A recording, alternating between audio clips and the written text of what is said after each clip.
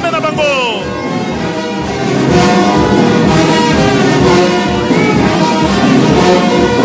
Wana ezali bandeko na biso ya Faki Kepta.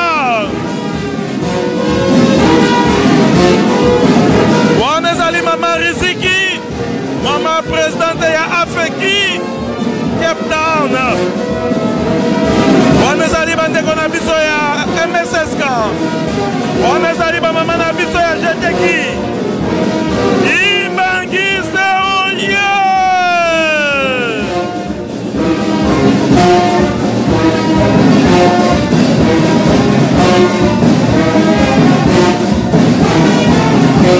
Wana ezali mama na biso. Wana ezali mama na biso mama Odette. Oyo azali presidente ya Jeteki Cape Town. Esengo na libota ezali na Yawe Nzambe na bango. Bapapa balobi soki bautaki na biso likolo te ekokaki kozala pasi po ete tozala na bango elongo.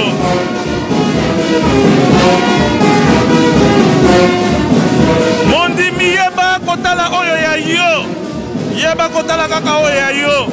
Bapapa batikeli biso makambo misato, bolingo mibeko mpe misala. Sala ensolo batata, tosa mibeko, sala misala, mpe zala na bolingo okoka kobikisama mokono na suka. Lingomba oyo ezali lingomba ya molimo mosantu, lingomba ya molimo mosantu, lingomba ya suka. Yo na ngai tobiangami bakimbongiste, yo na ngai tobiangami bana ya tata Simo Kimbangu. Papa balobi na biso tozala bakimbangiste ya solo, tozala ba vrai kimbangiste, tozala bakimbangiste oyo ya karton te. Ndenge tozali koloba batata bamama, tolobaka yango ere nyonso. Defile ezali mabina te, biso tozali kopanza se bobele sango ya tata Simo Kimbangu na nzela ya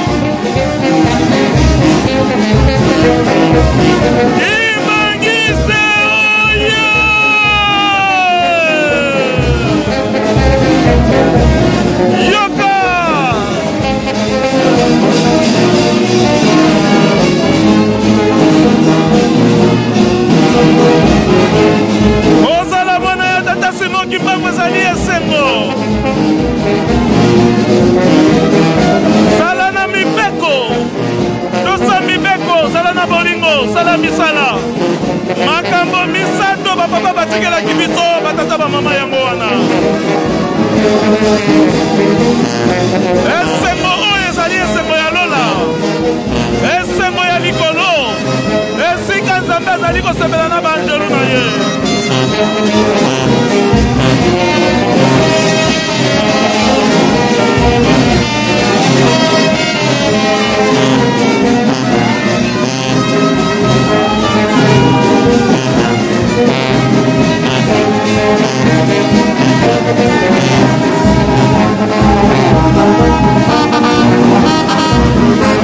Yoko!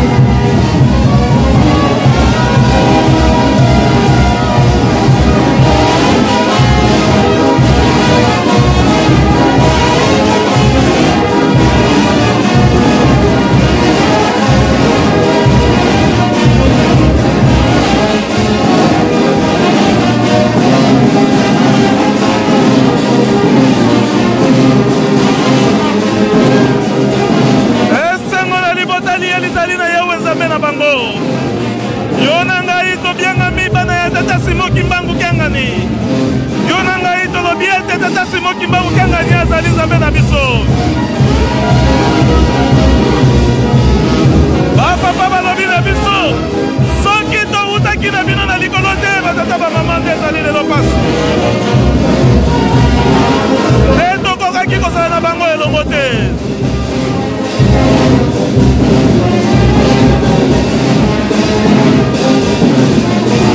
Lingomba mosusu te ekoti ekimia na mokili oyo kaka se lingomba ya Molimo Mosantu. Tata Simon Kimbangu Molimo Mosantu.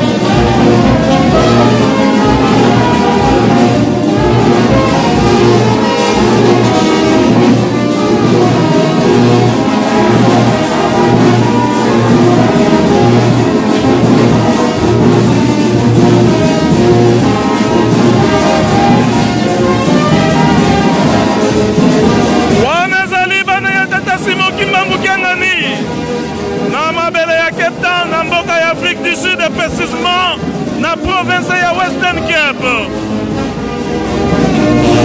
Bawaso ezali kotambwisama na mama Augustine Matatewa. Oyo ezali kosalema intérim na papa na biso papa Hakim. Oyo ezali chargé ya évangélisation. Lelo ezali dimanche batata ba maman. Bandeko na biso ya musicien bazali kosepelisa bandimi ya Afrique du Sud na milulu